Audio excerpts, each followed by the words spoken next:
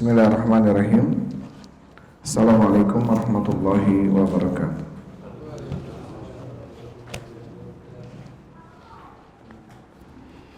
Alhamdulillahilladzi arsala rasulahu bil huda wa dinil haq liyudhhirahu 'alad dini kullihi wa kafaa billahi syahida. Wa asyhadu an la ilaha illallah wahdahu la syarika lah iqraran bihi wa tauhida. Wa asyhadu anna Muhammadan abduhu wa rasuluhu. Allahumma salli wa sallim ala nabiyyina Muhammadin wa ala alihi wa ashabihi ajmain, amma ba'd. Hadirin wal hadirat rahimani wa rahimakumullah. Ikhwan wa akhwati fillah habibakumullah. Alhamdulillah, senantiasa kita bersyukur kepada Allah Subhanahu wa taala atas kenikmatan-kenikmatan yang Allah berikan kepada kita semua, sehingga di malam ini kita masih diberikan kesempatan oleh Allah Subhanahu wa taala untuk melaksanakan sebagian kewajiban kita, yaitu talabul ilm atau tafaqquh fid din,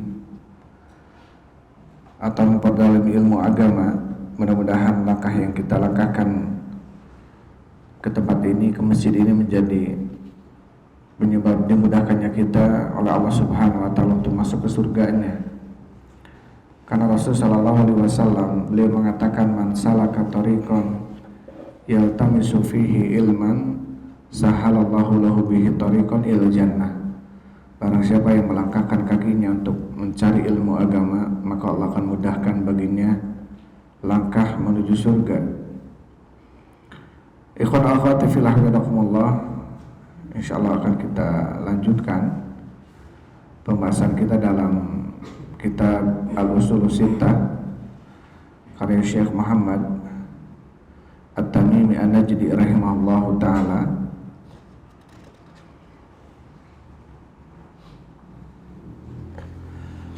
Dan terakhir kita membahas Al-Aslu Tsani, ya.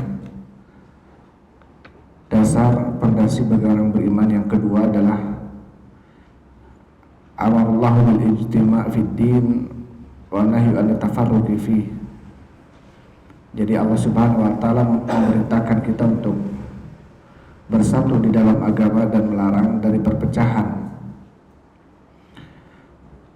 Poin ini sudah kita bahas, ya, sebelumnya, tentang larangan kita berpecah dan bahkan perintah kita untuk bersatu di dalam beragama. Tidak boleh berpecah belah. Sebagaimana Allah Subhanahu wa taala berfirman, wa'tasimu bihablillahi jami'an wa la tafarraqu. Berpegang teguhlah kalian dengan tali Allah jami'an, seluruhnya, wa la tafarraqu, dan janganlah kalian berpecah belah. Di dalam ayat ini Allah Subhanahu wa taala menjelaskan agar kita senantiasa berpegang teguh dengan tali Allah, agar kita senantiasa memegang yang telah menjadi batasan-batasan Allah Subhanahu wa taala, yaitu Islam secara menyeluruh, dan larangan kita berpecah belah. Mafhum daripada ayat yang tadi disebutkan, surat Al-Imran, bahwasannya barang siapa yang dia berpegang teguh dengan tali Allah Subhanahu wa taala, artinya dia betul-betul melaksanakan perintahnya, menjauhi larangannya, dengan menjauhkan diri dari hal-hal yang jatuh kepada kebid'ahan atau di luar daripada syariat yang telah disyariatkan oleh Allah, atau daripada sesuatu yang telah dicontohkan oleh Rasulullah, maka khawatir orang tersebut telah memecah belah agama. Karena ketika Allah Subhanahu wa taala memerintahkan kita agar bersatu di dalam beragama, artinya apa? Dengan cara memegang tali Allah seluruhnya. Jadi siapapun dia, ketika dia berpegang dengan tali Allah, maka dia adalah orang yang berjamaah, maka dia adalah orang yang bersatu di dalam agama. Wala tafarraqu, dan janganlah kalian berpecah belah. Mafhumnya adalah ketika orang tersebut berjalan di luar jalur daripada jalur yang telah Allah Subhanahu wa taala tentukan, atau di luar, berjalan di luar syariat daripada syariat yang Allah Subhanahu wa taala telah syariatkan, maka dia otomatis telah memecah belah agama. Jadi dirasa atau tidak dirasa orang-orang yang melakukan kebid'ahan, berarti dia telah melakukan apa? Perpecahan dalam agama. Ya, disadari atau tidak, orang-orang yang melakukan kebid'ahan, orang-orang yang telah melakukan syariat di luar syariat Allah, maka disadari atau tidak berarti dia telah melakukan perpecahan dalam agama. Maka siapapun dia, ketika dia bersatu di dalam hablullah, tali Allah, artinya mengamalkan perintahnya, menjauhi larangannya, berarti dia adalah orang yang bersatu di dalam agama. Baik. Ini khulasa apa yang sudah kita jelaskan ya sebelumnya tentang poin yang kedua.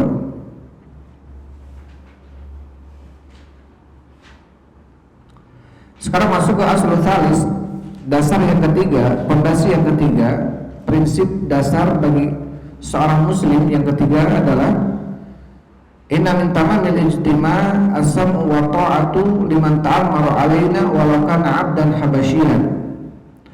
Syekh mengatakan sesungguhnya termasuk dari kesempurnaan ijtima', termasuk dari kesempurnaan persatuan dalam beragama adalah as-sam'u wa ta'ah, yaitu mendengar dan taat. Liman ta'ammara alaina, bagi orang yang memerintahkan kita, ya. Jadi termasuk kesempurnaan ijtima dalam beragama adalah salah satunya apa? Kita harus mendengar dan taat terhadap yang memerintahkan kita. Artinya apa? Terhadap pemerintah atau terhadap pemimpin.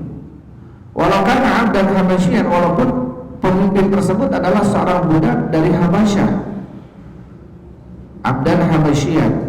Ini walaupun kondisinya pemimpin itu dia dari keturunan budak gitu ya, karena seorang budak di sini Rasulullah SAW menjelaskan dalam sebuah hadis ya tentang bahwasanya hadis Irbad bin Sariyah, may ya'ish minkum fasayara ikhtilafan katsira, maka barang siapa yang hidup setelahku, kata Rasulullah, maka dia akan melihat perselisihan yang sangat banyak.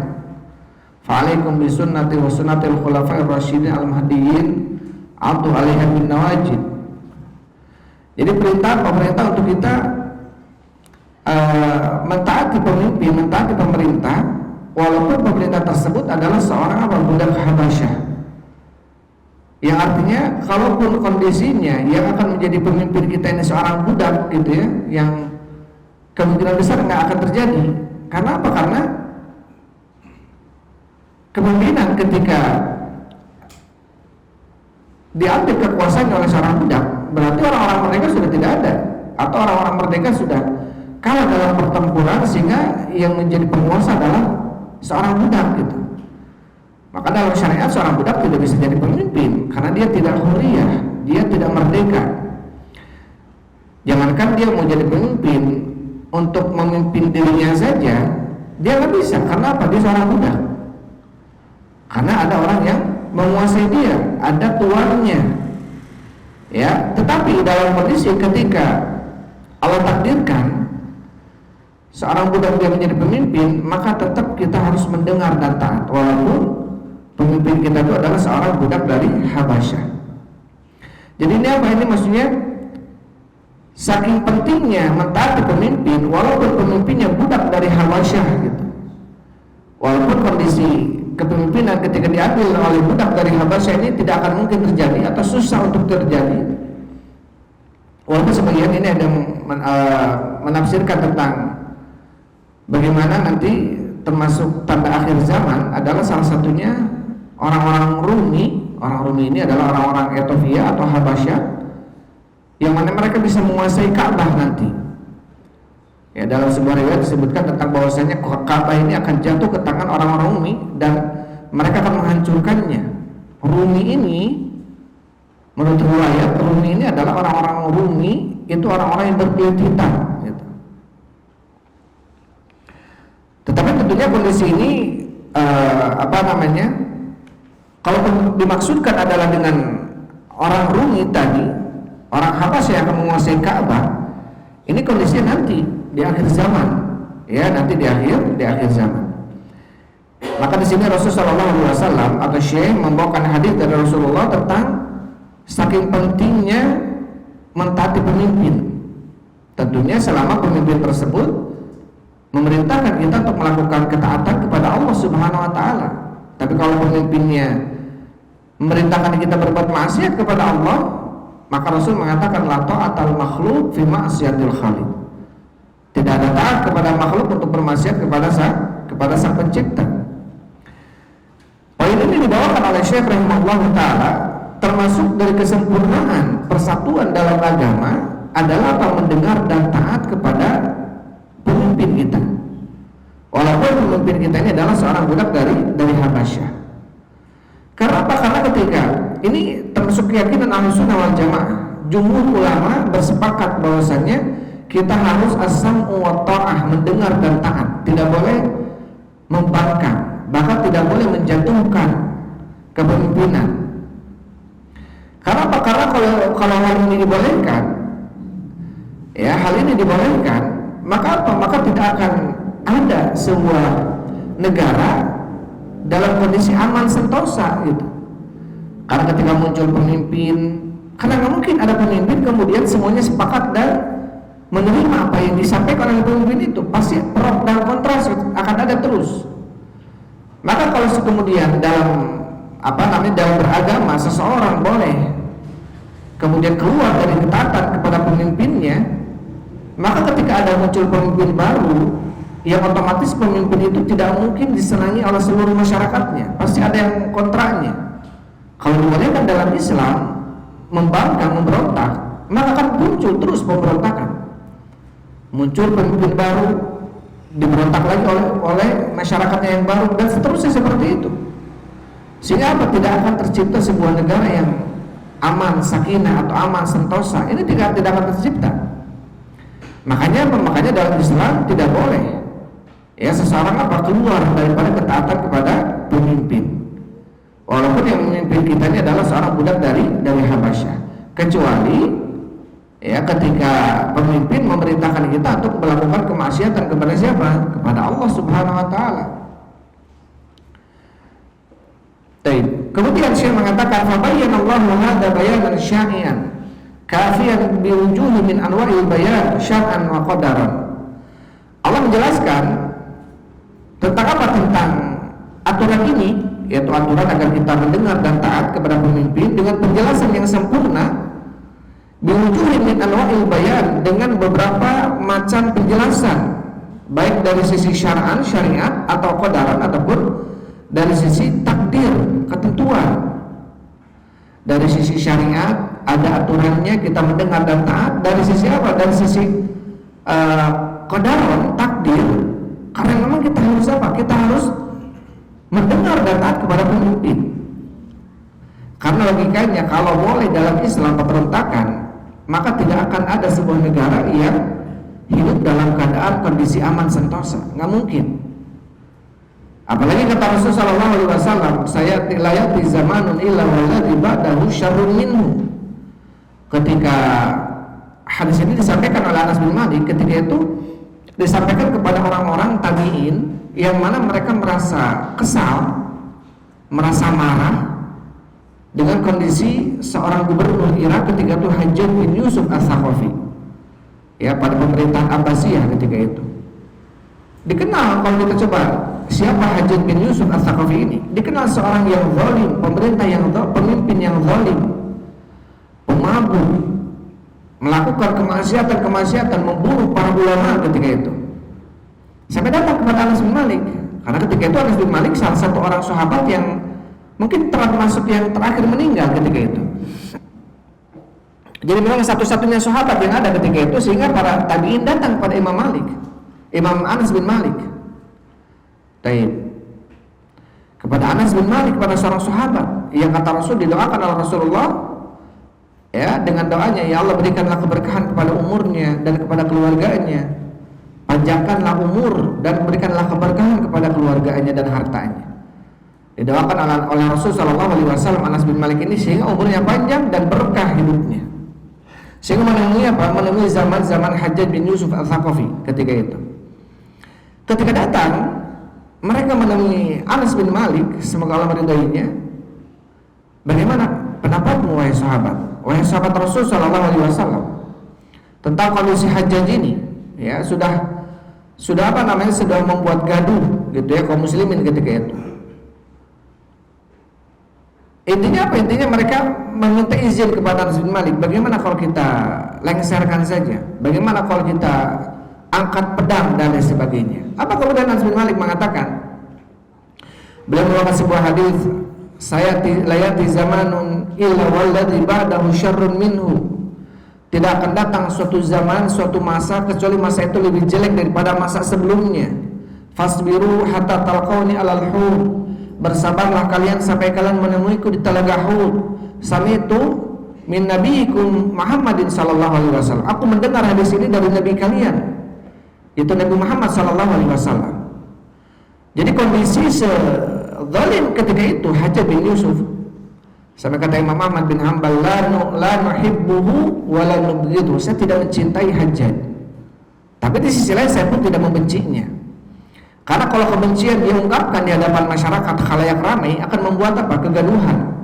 Sehingga Imam Ahmad mengatakan la nuhibbuhu wa la nubghidhu. Saya tidak mencintainya, saya tidak membencinya. Apa kemudian Anas bin Malik menjelaskan bahwasanya hadis ini Rasulullah SAW mengabarkan kepada kita bahwasanya kalian melihat pemimpin kalian sekarang yang zalim, jangan kalian anggap bahwasanya datang setelah pemimpin ini lebih baik darinya. Karena kata Rasul, saya di zaman akan datang suatu zaman kecuali zaman itu lebih jelek daripada zaman sebelumnya. Kita melihat sekarang, misalkan kita beranggapan sekarang pemerintahan misalkan zalim, pemerintahan dan lain sebagainya. Apakah kita meyakini dengan 100% bahwasanya setelah pemerintahan ini akan baik dan aman-aman saja? Ini kalau kita melihat hadis ini, maka tidak akan terjadi. Ya, bahkan mungkin lebih dahsyat, bahkan mungkin lebih bahkan mungkin lebih banyak kezalimannya mungkin, wallahu alam. Kalau melihat di sini Rasul mengatakan apa? Saya di zamanun illa walladhi ba'dahu syarrun minhu. Tidak akan datang suatu zaman kecuali zaman itu lebih jelek daripada zaman sebelumnya. Ketika itu datang orang-orang pada zaman Ali bin Abi Thalib, karena terjadi perselisihan banyak pada zaman Ali bin Abi Thalib ini.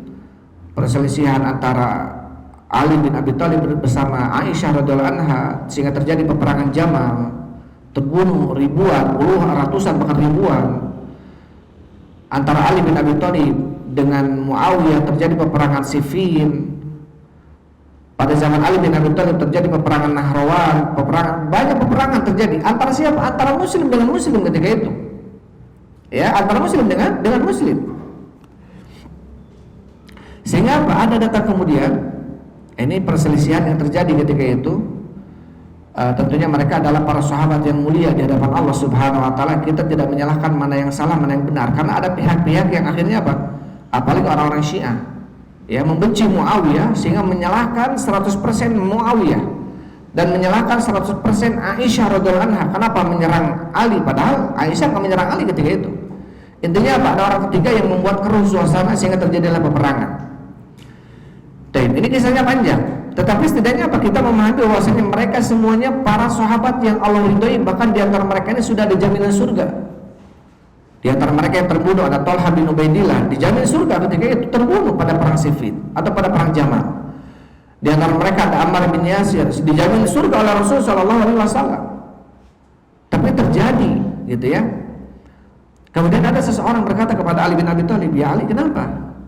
Pada zaman engkau ini terjadi perselisihan, banyak sekali pertumpahan darah terjadi, masyarakatnya pemberontakan, ya, dianggap masyarakat yang memberontak Ali, gitu ya. Beda dengan zaman Abu Bakar, Umar, nggak terjadi apa-apa, damai-damai saja kita." Gitu. Kemudian kata Ali bin Abi Thalib, beliau mengatakan, karena apa? Karena pada zaman Abu Bakar dan zaman Umar itu masyarakatnya modelnya seperti saya semuanya, soleh-soleh. Adapun pada zaman saya masyarakatnya seperti Anda. Ya, Allah Subhanahu wa taala berfirman, wa kadzalika nuwalli ba'dadz zalimina ba'dan bima kanu yaksibun. Begitulah kami akan menjadikan wali pemimpin terhadap sebagian manusia itu dari sebagian kalian. Bima kanu yaksibun, dikarenakan apa yang telah mereka kerjakan. Jadi jangan berharap kita menginginkan pemimpin yang soleh kalau kita nggak soleh gitu. Berarti apa? Berarti perlu ada upaya dari diri kita. Makanya Allah berfirman, Innallaha la yughayyiru ma biqaumin. Allah tidak akan merubah suatu kaum sampai mereka merubah diri mereka masing-masing. Kita rubah diri kita, kita rubah keluarga kita rubah masyarakat sekitar kita. Minimal akan muncul Pak RT-nya yang soleh. Kalau kemudian masing-masing berdakwah, semakin banyak ruang lingkup keluarga yang kena dakwah, minimal nanti akan muncul RW dari mana? Nggak mungkin dari RW tetangga, RW dari diri kita mungkin, RW-nya yang soleh. Karena kita termasuk orang-orang soleh gitu. Semakin besar dakwah yang kita dakwahkan, otomatis akan muncul apa?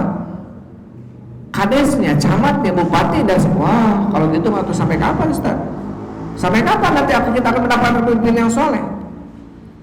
Sampai kita soleh dulu, baru kita akan mendapatkan pemimpin yang soleh. Lama dong, ya lama. Memang Rasulullah ketika menjadikan sebuah negara Islam itu dengan membalikkan tangan. Tidak, Rasulullah berdakwah 13 tahun di Mekah. Yang didakwakan oleh Rasulullah apa? Perbaikan diri dulu, tauhid yang benar, agar betul-betul ibadah hanya untuk Allah saja. Karena ini modal utama. Ya, setelah kemudian ke Madinah, membuat tatanan negara di sana dengan mengajarkan ilmu-ilmu kepada para sahabat ketika itu. Taib. Kemudian setelahnya, summa sara hadzal asla la yu'raf la ya'rifu inda aktsari man yada'il ilma fa kaifa al-amalu bihi. Kemudian menjadilah pondasi ini, dasar ini tidak dikenal di sisi sebagian orang yang mengaku dirinya berilmu, bagaimana bisa beramal dengannya. Jadi sebagian orang yang mengaku dirinya berilmu, ini mereka tidak mengamalkan poin ini. Ya, poin ini, maksudnya poin apa? Poin untuk bagaimana agar tercipta sebuah ketertiban umum dalam negara kita ini. Dengan cara apa? Dengan cara kita tidak boleh memberontak. Terus bagaimana kalau kita melakukan sebagaimana yang sering kita lihat, demonstrasi itu kalau dalam Islam demonstrasi tidak ada. Sebagian orang yang mengaku dirinya berilmu kemudian membolehkan demonstrasi, mereka berdalilkan apa? Karena di negara kita ini demonstrasi dibolehkan.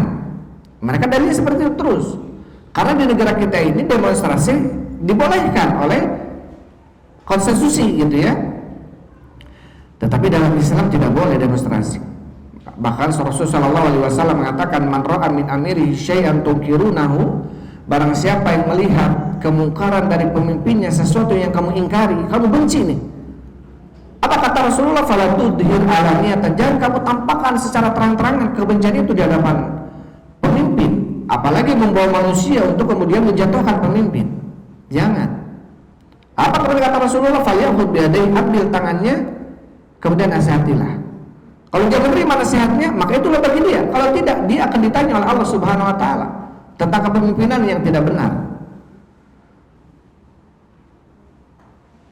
Kecuali kemudian sebagian berdalilkan bahwasanya demonstrasi di Indonesia boleh karena kita ini hukumnya hukum demokrasi. Sehingga apa kata mereka? Boleh demonstrasi. Akhirnya dengan berbagai macam demonstrasi muncul mafsadat, ya. Kita demonstrasinya aman, tidak akan terjadi pentumpahan darah dan lain sebagainya. Ya, tetapi di sisi lain apa? Mungkin menghalangi orang jalan, menghalangi kemacetan ataupun membuat jalan macet sehingga membuat dia banyak yang akhirnya apa? Tersita waktunya, terdolimi sebagian waktunya dan lain sebagainya. Intinya apa? Intinya apa yang perlu disampaikan ketika itu atau ketika ini dalam kondisi seperti ini, kita melihat bagaimana Fir'aun saja, ya, seorang raja yang zalim, bahkan bukan saja zalim, kafir, bukan saja kafir, dia mengatakan saya adalah Rabb kalian yang paling tinggi, mengaku Tuhan Fir'aun. Tapi apa kemudian kata Allah Subhanahu wa taala mengatakan kepada Nabi Musa dan Nabi Harun, faqula lahu qaulan layyinan. Coba ucapkan olehmu ya Musa, ya Harun, kepada Fir'aun qaulan layyinan, ucapan yang lembut. La'allahu yatadzakkaru aw yakhsha, mudah-mudahan Fir'aun bisa ingat dan takut. Ketika apa? Ketika kita datang berbicara dengan apa? Dengan lembut. Ya. Dan efeknya Masya Allah, ucapan lembut itu ada orang, misalkan kita menduduki sebuah jabatan dalam apapun lah, mau di sekolahan jadi ketua OSIS, mau di sekolah, mau di pekerjaan, jadi sebuah manajer perusahaan, datang orang yang nggak senang kepada kita, tapi menyampaikan dengan cara halus. Masya Allah, mengkritik kita, tapi dengan cara yang benar, dengan cara yang halus. Kita nggak mungkin akhirnya berbuat keras dengan dia, nggak mungkin kita membenci dia, bahkan kita akan berterima kasih kepada dia. Ya, mengkritik tapi dengan cara yang lembut, akhirnya dia suka.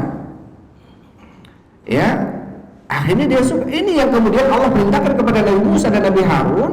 Walaupun rajanya Fir'aun yang kafir, yang zalim, bahkan mengatakan dirinya adalah Rabb, ya Tuhan sekalipun, tapi diperintahkan oleh Allah untuk berkata yang lembut kepadanya. Mudah-mudahan apa? Fir'aun bisa takut kepada Allah, bisa tunduk, ya.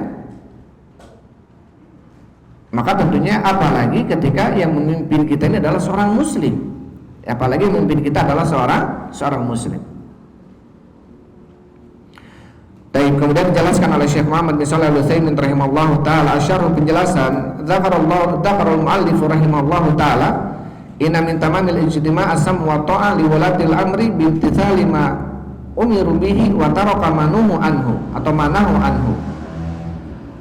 Kata Syekh rahimahullahu taala, Syekh Utsaimin, termasuk dari kesempurnaan ijtima', yaitu persatuan dalam agama, maka apa? Harus mendengar dan taat kepada para pemimpin, ulatul umur, dengan cara apa? Mengikuti apa yang mereka perintahkan dan meninggalkan apa yang mereka larang. Walau kana man ta'amaru alaina abdan habasyian, walaupun yang memerintahkan kepada kita itu adalah abdun habasyi, itu budak dari negeri Ethiopia.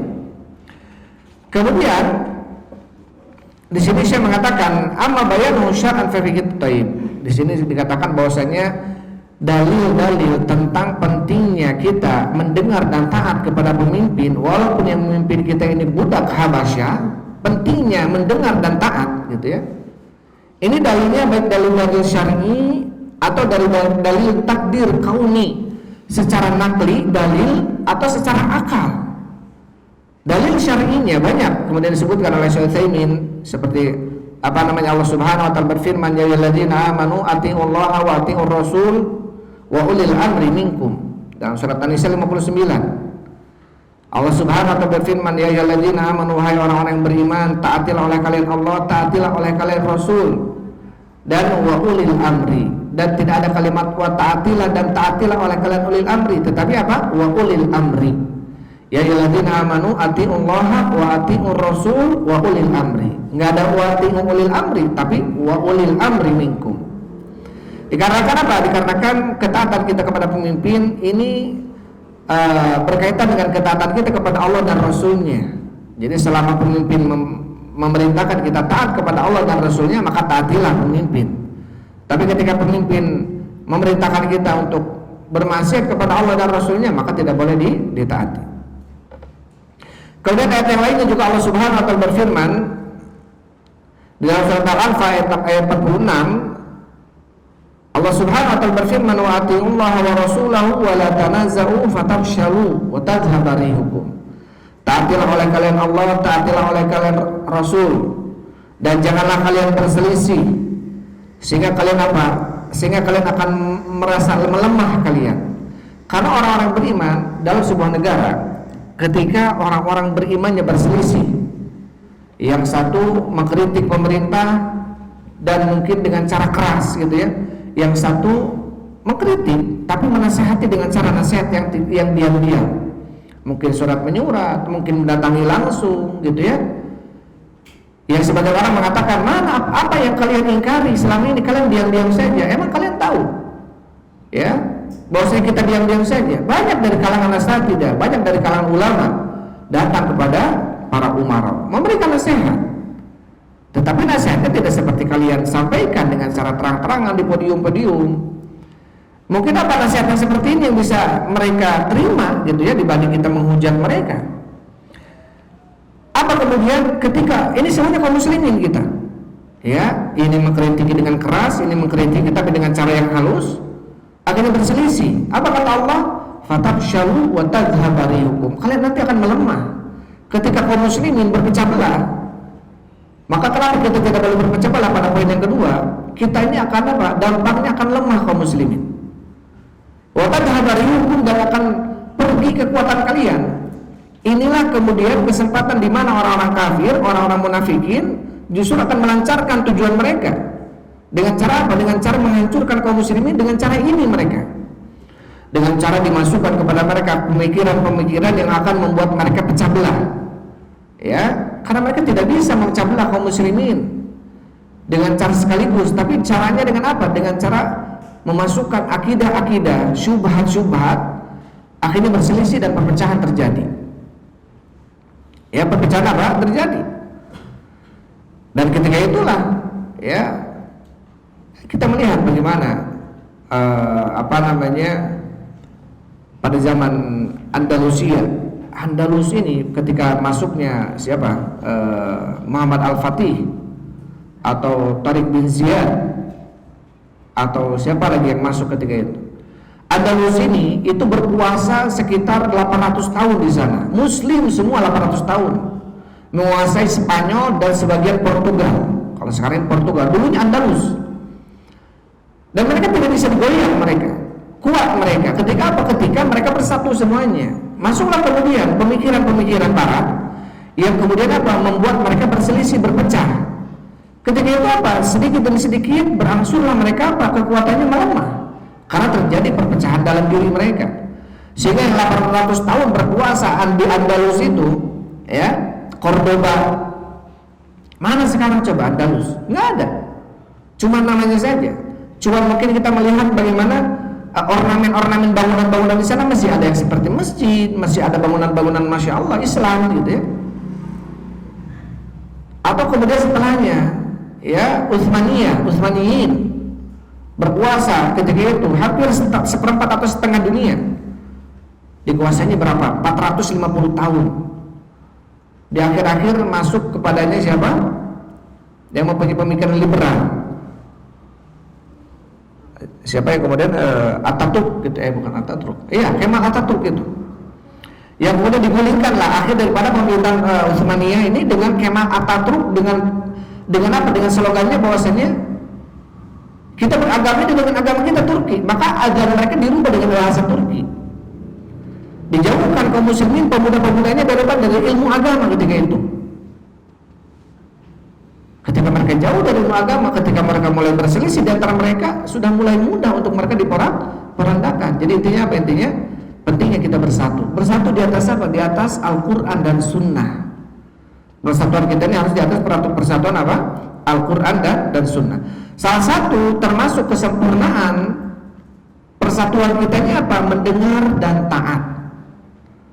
Ya, mendengar dan taat. Sampai kalau kita melihat dalam sebuah hadis Rasul sallallahu alaihi wasallam mengatakan wa yanduriba dhahrak atau wa yandaraba dhahrak wa akhadha malak fasbir wa ati. Walaupun dipukul punggung kalian, diambil harta-harta kalian oleh pemimpin kalian, sabar saja, taat saja. Terus bagaimana dengan hadis man qutila duna malihi duna ahlihi duna irdihi fa huwa syahid, barang siapa yang terbunuh ketika menjaga dirinya, menjaga hartanya, menjaga keluarganya, menjaga kehormatannya, dia syahid. Terus bagaimana dengan hadis ini kata Rasulullah? Ketika apa? Ketika walaupun kalian diambil harta kalian, dipukul punggung kalian oleh pemimpin kalian, sabar saja. Artinya apa? Nggak boleh melawan gitu. Terus kalau melawan kita akhir terbunuh, apakah masuk ke dalam syahid? Ini dikecualikan.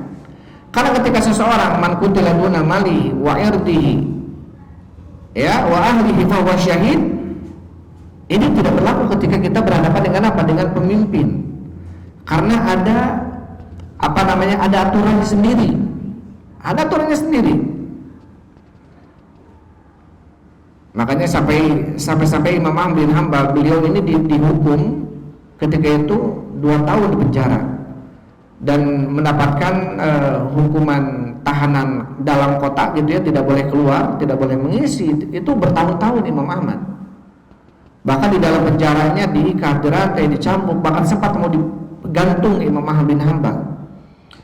Ya, tapi Allah takdirkan raja yang pertama Ma'mun yang pas menggantung malah sakit dan meninggal. Besoknya diganti oleh anaknya yang paling tinggi, Wathiq atau Mu'tasim Billah. Kemudian adanya Mu'tasim Billah kalau nggak salah.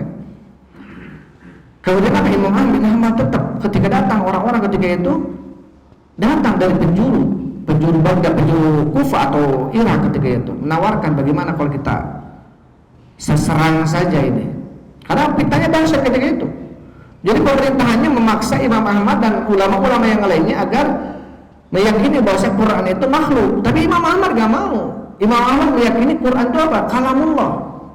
Walaupun sebetulnya dalam kondisi terpaksa boleh seseorang mengucapkan kufur ya.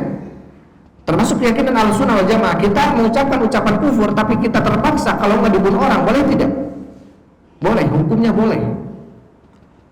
Ya, illa man ukriha wa qalbuhu mutmainnu bil iman, kecuali seseorang yang dipaksa tapi hatinya tenang dengan keimanan, ini nggak apa-apa. Seperti Ammar bin Yasir mengucapkan ucapan kufur.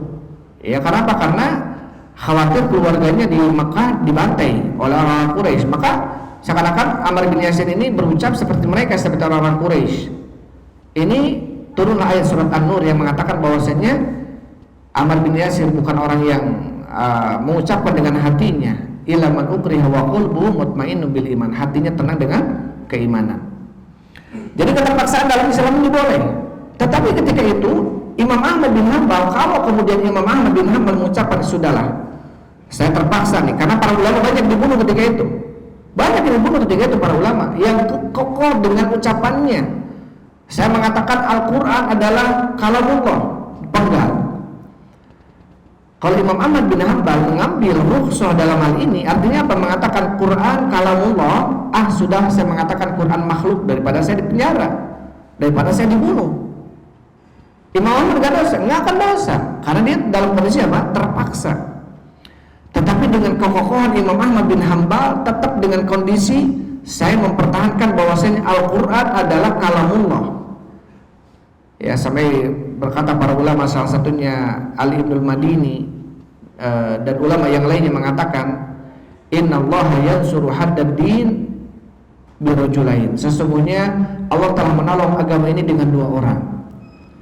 Yang pertama bi Abi Bakrin fil fitnati wa bi Imam Ahmad fi mihnati.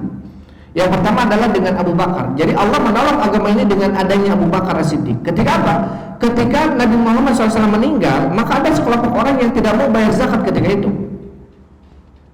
Ketika itu sebelum Nabi SAW dimakamkan, maka dipilihlah siapa? Abu Bakar As-Siddiq. Atau sesaat setelah itu dipilih Abu Bakar As-Siddiq jadi pemimpin, jadi khalifah, penggantinya Rasulullah. Tetapi ada sebagian kelompok tidak mau bayar zakat kepada Abu Bakar As-Siddiq. Abu Bakar As-Siddiq berijtihad akan diperangi orang-orang itu. Kata Umar, jangan. Kata Abu Bakar, saya akan perangi dia ya Umar. Ya, saya tidak akan saya akan memerangi orang yang membedakan antara salat dengan zakat. Sedangkan Rasul mengatakan, umirtu an uqatilan nas hatta yashhadu an la ilaha illallah wa anni rasulullah wa iqamis shalah wa ita'iz zakat. Saya diperintahkan untuk memerangi manusia sampai mereka mengucapkan tiada sesembahan yang berhak disembah kecuali Allah dan aku adalah utusan Allah, sampai mereka menegakkan salat, sampai mereka menunaikan zakat. Maka saya akan memerangi mereka. Akhirnya Umar ikut dengan pendapat Abu Bakar As-Siddiq, akhirnya memerangi orang-orang yang tidak mau bayar zakat ketika itu. Dan alhamdulillah akhirnya apa? Orang-orang kembali meyakini bahwa zakat ini wajib, harus dikeluarkan. Yang kedua adalah ketika zamannya siapa? Imam Ahmad bin Hanbal. Kalaulah bukan karena sebab Imam Ahmad bin Hanbal, wallahu a'lam, apa keyakinan kita sekarang tentang Al-Quran? Mungkin kita berkeyakinan Al-Quran adalah apa? Makhluk. Mungkin kita akan berkeyakinan bahwasanya Al-Quran apa? Makhluk. Tetapi karena kekokohan Allah berikan taufik kepada Imam Ahmad bin Hanbal, sehingga kokoh dengan ucapannya bahwasanya Al-Quran adalah kalamullah, walaupun disiksa, walaupun mau dibunuh ketika itu. Dan ketika itu apa? Datang para tulabul ilm, orang-orang yang mencari ilmu agama, murid-muridnya ribuan, tentunya sudah siap ribuan. Tapi datang kepadanya ketika itu beberapa orang utusan, kalau kau perintahkan kepada kami ya Imam, kami akan menggulingkan mereka. Maksudnya siap untuk menggulingkan khilaf Abbasiyah ini pada zaman Abbasiyah ketika itu. Tapi apa? Imam Ahmad bin Hanbal kemudian membawakan sebuah hadis, ya, dalam sebuah hadis disebutkan bayana Rasulullah sallallahu alaihi wasallam ala sam'i wa ta'a fi mansyatina wa makrahina wa al atharatin alaina. Kami telah membayar Rasulullah SAW dalam kondisi untuk mendengar dan taat kepadanya, dalam kondisi kami senang, dalam kondisi kami susah, dalam kondisi kami dilukai atau disakiti, tetap kami harus mendengar dan taat. Imam Ahmad dalam kondisi disakiti ketika itu tetap dia tidak akan berontak gitu. Tidak mau berontak karena dia pemimpinnya. Abbasiyah ketika itu, Ma'mun, Wathiq, Billah, Mu'tasim, tapi pemimpinnya Imam Ahmad ketika itu. Walaupun zalim, ya walaupun zalim. Sehingga ketika itu para pencari ilmunya ini, murid-muridnya ini akhirnya sudah berarti tidak jadi, tidak boleh berontak. Dan kemudian membawakan sebuah hadis dari hadis Ubadah, wa alam naziyal amra ahlahu qala illa antara kufran bawahan, kecuali kata Rasul illa antara kufran bawahan, kecuali kalau kalian melihat memang kekufuran yang nyata dari pemimpin. Jelas-jelas pemimpin ini sudah kafir dengan kekafiran yang jelas. Ya, dengan kekafiran yang jelas. Indakum minallahi fihi burhan, dan kamu punya buktinya di sisi Allah Subhanahu wa taala kalau pemimpin ini kafir. Dan kita nggak bisa seperti itu, ya. Masih sholat, pemerintahannya masih menganjurkan kita melakukan kebaikan, melaksanakan amalan-amalan soleh, sholat 5 waktu masih dijaga, haji masih diatur, walaupun mungkin agak mahal gitu sekarang. Tapi setidaknya apa? Setidaknya ada regulasi yang kemudian mereka buat. Untuk apa? Ketertiban sebetulnya. Taib. Dalam sebuah hadis Rasulullah SAW mengatakan, man ra'a min amirihi syai'an falyasbir fa innahu man faraqal jama'ata shibran famata famitatul jahiliyah. Barang siapa yang melihat dari pemimpinnya sesuatu yang kamu ingkari, sesuatu yang kamu benci, falyasbir, bersabarlah. Bersabar maksudnya apa? Untuk tidak mengangkat senjata dan keluar dari ketaatan atau dari baiat. Kenapa? Man faraqal jama'ata, barang siapa yang memisahkan diri dari jamaah, maka dikatakan orang yang keluar dari ketaatan kepada sebuah pemimpin, seorang pemimpin, ini dikatakan sebagai seorang yang keluar dari jamaah. Keluar dari jamaah. Man faraqal jama'ata shibran, barang siapa yang keluar dari jamaah satu jengkal saja, kata Rasulullah, famata mitatuhu jahiliyah, maka dia matinya mati jahiliyah, bangkai jahiliyah. Man khala ayadan min at-ta'ati laki Allah yaumal qiyamati la hujjata lahu. Barang siapa yang dia menarik tangannya dari mendengar dan taat kepada pemimpin, dia akan bertemu dengan Allah pada hari kiamat dalam kondisi dia tidak punya hujjah di hadapan Allah. Dia tidak punya hujjah di hadapan Allah Subhanahu wa taala. Taib, ini antara kita dengan pemimpin. Siapapun nanti kedepannya pemimpin kita, siapapun. Ya, bukan hanya pemimpin sekarang saja. Pemimpin kita kedepannya, aturannya masih berlaku terus.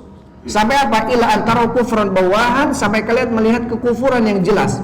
Antarau, kata Syekh bin Baz, antarau di sini jamak mudzakkar salim. Artinya apa? Kalian sepakat telah ijma bahwasanya ini kafir. Kalau sebagian mengatakan ini kafir, sebagian mengatakan ini tidak, sebagian mengatakan ini, berarti masih berselisih. Ini harus ada kesepakatan dulu kaum muslimin semuanya. Kalau kira-kira sepakat keluar semuanya karena memang jelas kufur gitu. Kalau tidak, jangan. Dan itu pun apa? Syekh bin Baz mempersyaratkan keluarnya seseorang atau keluarnya kepada pemimpin yang diyakini kekufuran mereka, itu pun apa? Harus melihat masalah dan mafsadat, nggak boleh ujuk-ujuk keluar saja, ujuk-ujuk perang saja, nggak bisa seperti itu. Lihat masalah, lihat mafsadat. Ya, karena ketika maslahatnya lebih kecil, mafsadatnya lebih besar, ini tidak boleh dilakukan dalam Islam. Bersabar, harus bersabar.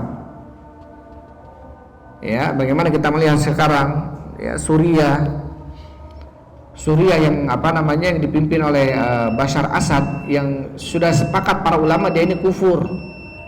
Tetapi para ulama ketika itu, Syekh bin Baz pada zamannya, Syekh Utsaimin, Syekh Muqbil rahimahullahu taala, tidak ada memfatwakan kepada orang-orang Suriah untuk sudah perangi saja pemimpin kalian, kecuali terakhir ini muncul. Karena kalau Bashar Assad ini dia punya kitab, Qurannya Quran Fatimiyah. Quran Fatimiyah ini Quran yang beda dengan Quran Muslim. Dia ini Syiah Fatimiyah, kayak seperti Syiah Rafidhah sudah. Keyakinannya kufur. Sebagian ulama mengkafirkan. Tetapi melihat masalah dan mafsadat, apakah mampu? Tidak mampu, jelas. Sehingga apa? Sehingga kerugiannya bagi kaum muslimin sendiri gitu ya. Taib, ikhwan wa akhwati fillah hafizakumullah, tentunya poin ini sangat penting karena rentan. Kenapa kita katakan rentan? Karena sebagian ada mengatakan wah ini mazhab-mazhab lembek, penakut. Ini kita bukan penakut. Kita justru menyampaikan agar apa? Agar kita ini berjalan betul-betul di atas Quran dan Sunnah. Untuk apa? Tercipta sebuah kedamaian.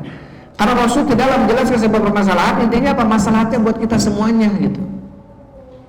Ya, masalahnya buat kita semuanya. Tetap kita mengingkari sebuah kemungkaran itu, kita harus mengingkari. Karena ada yang mengatakan, wah ini mah kelompok-kelompok murji'ah sudah. Murji'ah ini apa artinya? Melihat amalan itu, melihat kemungkaran itu dia tidak mengingkari. Padahal kita mengingkari. Hanya saja kita mengingkarinya mungkin dengan hati kita, atau dengan lisan kita menyampaikan nasihat. Nggak bisa dengan tangan kita. Baik, sudah tadi ya. Insyaallah kita lanjut setelah salat isya. Wallahu a'lam bishawab. Alhamdulillah wassalatu wassalamu ala rasulillah.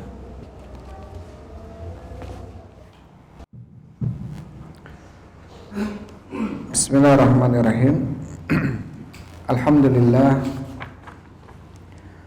wassalatu wassalamu ala rasulillah wa ala alihi wa ashabihi wa man walah, amma ba'd. Ikhwan wa akhwati fillah hafizakumullah. Insyaallah kita lanjutkan kajian kita dalam pembahasan kitab Al-Usulus Sittah karya Syekh Muhammad At-Tamimi An-Najdi rahimahullahu ta'ala. Tadi kita bahas tentang poin al-aslu tsalis ya, landasan dasar bagi seorang muslim. Yang ketiga adalah mendengar dan taat kepada pemimpin, walaupun pemimpin kita adalah seorang budak dari Habasyah.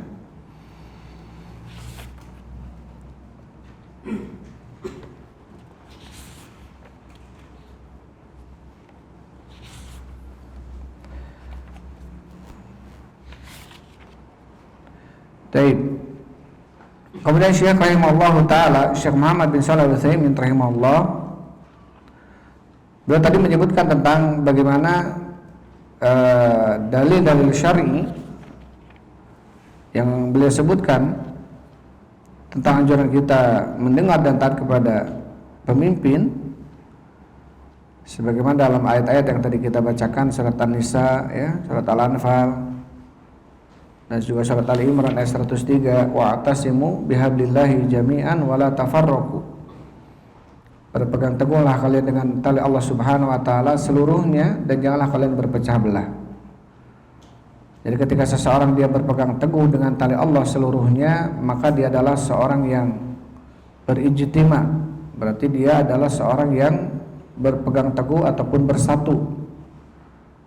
Dan mafhumnya adalah orang yang tidak berpegang teguh dengan tali Allah secara seluruhnya, atau dia melakukan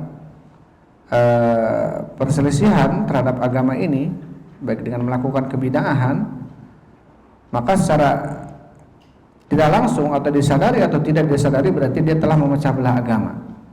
Jadi orang yang melakukan kebid'ahan, kesyirikan, mereka adalah orang yang memecah belah agama.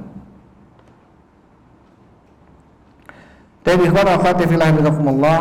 Kemudian Syekh rahimahullahu taala, Syekh Muhammad bin Shalih Al-Utsaimin rahimahullahu taala, beliau menyebutkan wa amma bayanuhu qadaran, adapun penjelasan tentang pentingnya kita as-sam'u wa ta'ah liwulatil umur, mendengar dan taat kepada para pemimpin, ditinjau dari sisi qadaran, takdir, ketentuan.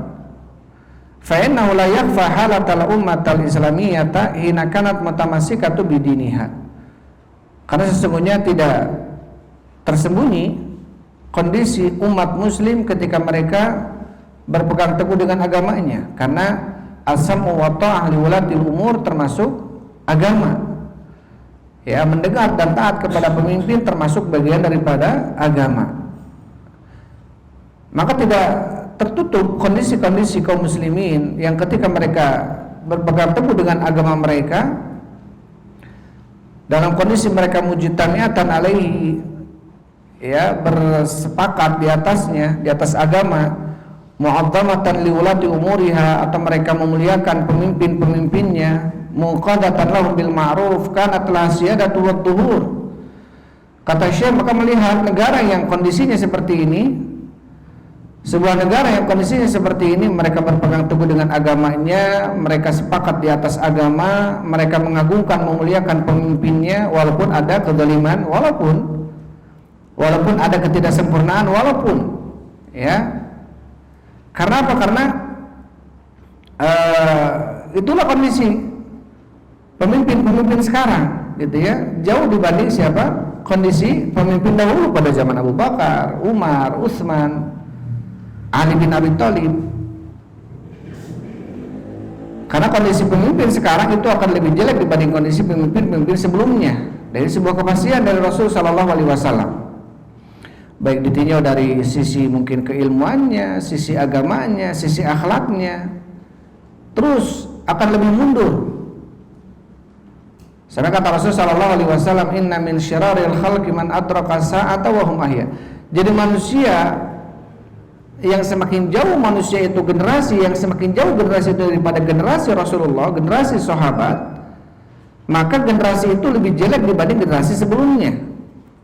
Sahabat mulia, tabi'in mulia, tetapi tabi'in kalau ditinjau dari sisi sahabat, mereka lebih jelek dibanding sahabat. Maksudnya ada ketidaksempurnaan di dalam diri mereka. Ini pasti. Karena kesempurnaan hanya milik Allah. Ataupun maksum, terjaga dari sebuah dosa dan maksiat hanya milik Rasulullah, milik para nabi, para malaikatnya. Adapun manusia-manusia biasa, sahabat terjadi kesalahan di antara mereka. Tabi'in juga terjadi kesalahan di antara mereka. Ada. Karena manusia biasa.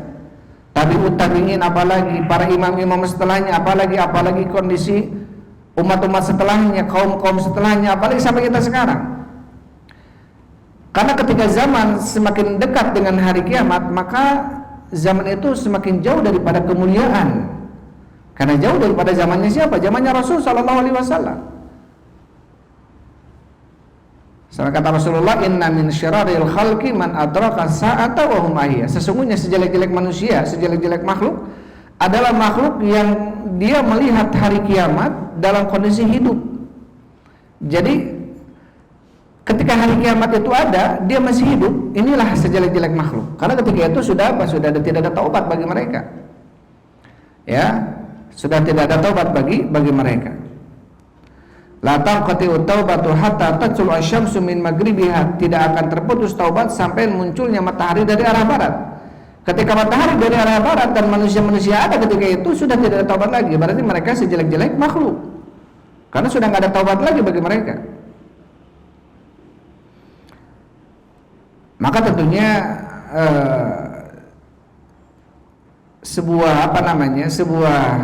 bukan sebuah kepastian, ya, bahwasanya sesuatu yang menjadi aturan Allah dan aturan Rasulnya. Ketika kita hidup di akhir zaman ini, kita akan melihat berbagai macam kesalahan terjadi pada pemimpin, atau berbagai macam tingkah laku yang membuat kezaliman di antara mereka, atau mereka lakukan kepada masyarakatnya. Ini terjadi, tetapi tetap kondisinya apa? Ketika kita melihat bagaimana perintah Allah, perintah Rasulullah, agar kita senantiasa sabar saja sudah. Karena mereka akan ditanya oleh Allah Subhanahu wa taala. Ketika justru mereka tidak menjalankan kepemimpinan mereka dengan baik dan benar, maka mereka dosanya lebih besar. Ya, kenapa para sahabat mereka tidak pernah menginginkan atau tidak mau mereka jadi pemimpin? Karena apa? Mas'ulnya, tanggung jawabnya besar. Rasulullah sallallahu alaihi wasallam mengatakan, kullukum ra'in wa kullukum mas'ulun an ra'iyatihi. Setiap diri kalian adalah pemimpin, dan setiap diri kalian akan diminta pertanggungjawaban atas kepemimpinan kalian. Wa rajulu ra'in fi ahli baitihi. Seorang suami, dia pemimpin di keluarganya. Wa huwa mas'ulun an ra'iyatihi, dan dia akan ditanya tentang kepemimpinannya. Wal mar'atu ra'iyatun fi ahli baitiha atau fi baiti zaujiha. Dan seorang ibu rumah tangga, dia pun sebagai pemimpin di rumah suaminya untuk mengurus harta dan anak-anak suaminya, apalagi ketika suaminya tidak ada. Wa hiya mas'ulatun an ra'iyatiha. Bahkan istri pun akan minta pertanggungjawaban tentang kepemimpinannya. Wa kullukum ra'in wa kullukum mas'ulun an ra'iyatihi. Dan setiap kalian adalah pemimpin yang akan diminta pertanggungjawaban atas kepemimpinan kalian. Tentunya semakin besar ruang lingkup kepemimpinannya, semakin besar pula pertanggungjawabannya akan diminta oleh Allah darinya. Makanya para sahabat, semoga Allah meridhai mereka, mereka tidak pernah menginginkan kepemimpinan. Pernah ketika itu dalam sebuah peperangan,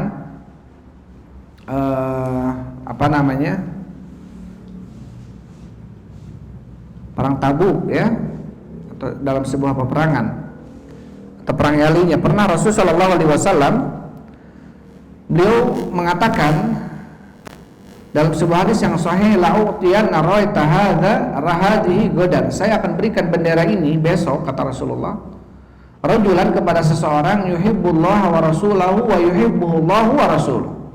Saya akan berikan bendera ini, bendera peperangan. Biasa pemimpin kalau lagi perang dia pegang bendera. Saya akan berikan bendera ini kepada seseorang besok dalam perang Khaybar, ya bukan Tabuk, perang Khaybar. Dalam perang Khaybar saya akan berikan bendera ini kepada seseorang yang mana orang itu, kata Rasul, yuhibbullaha wa rasulah, dia mencintai Allah dan Rasulnya. Bukan hanya itu, kata Rasul, wa yuhibbuhullahu wa rasuluhu, dan Allah dan Rasulnya pun cinta sama dia, anak ini, orang ini. Wa sayaftahullahu baina yadayhi, dan Allah akan memenangkan dengan sebab kedua tangannya. Jadi perang besok ini, Khaybar ini akan menang. Yang pertama dijamin akan menang, yang kedua orang itu mencintai Allah dan Rasulnya, dan yang ketiga orang itu dicintai oleh Allah dan Rasulnya. Siapa kira-kira yang nggak ingin jadi pemimpin perang ketika itu? Sudah ada jaminan menang, sudah ada jaminan dia jamin surga, sudah. Kenapa? Karena dia dicintai oleh Allah dan Rasulnya. Sampai kulluhum yarju an yu'taha, setiap sahabat ketika itu yang mendengar hadis ini dari Rasul, mereka masing-masing menginginkan, ingin jadi ditunjuk jadi pemimpin ketika itu. Sampai Umar, semoga Allah meridainya, ma tamannaitul imarata illa yauma idzin, aku tidak pernah ingin jadi pemimpin kecuali hari itu. Aku tidak pernah ingin jadi pemimpin kecuali hari itu. Karena apa? Karena keutamaannya besar. Pertama, menang. Kedua, dia dicintai oleh Allah, jamin surga sudah kalau dia dicintai sama Allah. Ya, berarti ini apa? Para sahabat ketika itu pada ingin jadi pemimpin perang karena keutamaannya. Selain itu nggak mau mereka. Karena apa? Karena besar tanggung jawabannya di hadapan Allah Subhanahu wa taala. Maka ada keutamaan seorang pemimpin yang adil, ya, yang mana Rasul mengatakan dan akan memberikan naungan kepada 7 sifat, 7 orang, 7 pekerjaan, yang salah satunya adalah imamun adil. Imam, pemimpin yang adil. Ya, karena ini susah melakukan hal itu. Sehingga ketika ada seorang pemimpin yang adil, dia akan mendapatkan naungan di hari yang tidak ada naungan kecuali naungan Allah Subhanahu wa taala. Tapi Syekh menjelaskan bahwasannya ditinjau dari sisi takdir qadaron, bahwasanya apa? Persatuan semakin sempurna ketika apa? Ketika mendengar kepada pemimpinnya, ketika memuliakan pemimpinnya, ya, ketika melaksanakan amar ma'ruf nahi mungkar dengan para pemimpinnya barengan. Ya, amar ma'ruf nahi mungkar, ulamanya memperingatkan ini salah, ini benar, pemimpin melaksanakannya, pemerintah melaksanakannya. Kata ulama ini haram, ini halal, pemerintah mengeksekusinya. Berjalan selaras seperti itu. Ini baldatun thayyibah, negeri yang baik seperti ini. Kama qala ta'ala, sebagaimana Allah berfirman, wa'adallahu alladziina aamanu minkum wa 'amilus shalihat la yastakhlifannahum fil ardi kama istakhlafal ladziina min qablihim wa la yumakkinanna lahum dinahum alladzi irtada lahum wa la yubaddilannahum min ba'di khaufihim amnan ya'budunani la yusyrikuna bi syai'an. Ini Allah memberikan janji, wa'adallah, Allah akan memberikan janji kepada orang-orang yang beriman dan beramal soleh, akan menjadikan mereka ini pemimpin khalifah di muka bumi ini, sebagaimana Allah telah menjadikan khalifah sebelum mereka di muka bumi ini. Dan Allah akan mengokohkan mereka dengan agama-agama yang Allah ridai untuk mereka, itu agama Islam. Dan Allah akan menjadikan mereka setelah ketakutan mereka menjadi keamanan, ketenangan. Apa salah satunya? Ya'budunani, mereka beribadah hanya kepadaku, wala yusyrikuna bi syai'an, mereka tidak mempersekutukan aku dengan sesuatu apapun. Jadi berjalan selaras ketika pemimpinnya dengan masyarakatnya, ya, senantiasa mewanti-wanti tentang bahayanya syirik, memerintahkan dengan pentingnya tauhid, berjalan selaras. Atau biladut tauhid, bilad negeri tauhid, ya, negeri yang penuh dengan pengesaan hanya kepada Allah Subhanahu wa taala, maka negeri itu aman gitu. Allah Subhanahu wa taala berfirman dalam surat yang lainnya, wala yansurunallahu man yansuruh innallaha laqawiyyun aziz. Betul-betul Allah akan menolong orang-orang yang menolongnya. Sesungguhnya Allah Maha Kuat dan Maha Mulia. Siapa yang menolong agama Allah? Alladzina immakkannahum fil ardi aqamus shalah, yaitu orang-orang yang tatkala kami kokohkan dia di muka bumi, mereka menegakkan salat, mereka menunaikan zakat, mereka melakukan amar ma'ruf nahi munkar, ya, dan kesudahan yang baik bagi mereka dari Allah Subhanahu wa taala. Jadi ketika apa? Ketika amalan-amalan jama'i ini berjalan dengan baik. Jadi ketika ada sebuah negara, amalan-amalan jama'inya berjalan dengan baik, apa salah satunya amalan jama'inya? Penegakan sholat ataupun amalan-amalan yang dohirnya jama'inya berjalan dengan baik, sholat 5 waktu, alhamdulillah aman gitu. Ya, pengurusan zakat, kemudian regulasi tentang masalah haji diatur sedemikian rupa, atau masalah ibadah yang lainnya, masalah umroh diatur sedemikian rupa, tentang amar ma'ruf misalkan nahi mungkarnya. Kalau ini semuanya berjalan dengan baik, maka apa kata Allah Subhanahu wa taala? Ini adalah orang-orang yang Allah Subhanahu wa taala akan tolong mereka. Tentunya salah satunya tidak terlepas dari apa? Dari saling ada keterikatan antara masyarakat dengan pemimpinnya. Ini tidak bisa terlepaskan. Pemimpin harus berbuat adil kepada masyarakatnya, begitu pula masyarakat harus berbuat yang baik kepada pemimpinnya. Jadi saling memberikan hak dan kewajiban. Saling memberikan hak dan kewajiban.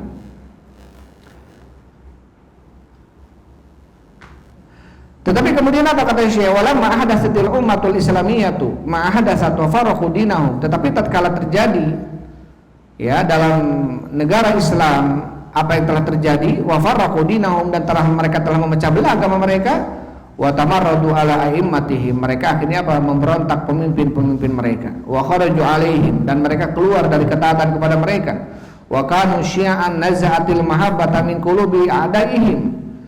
Dan kalau sudah begini kondisinya kata Syekh Utsaimin, wa kanu syi'an, artinya mereka berkelompok-kelompok sudah.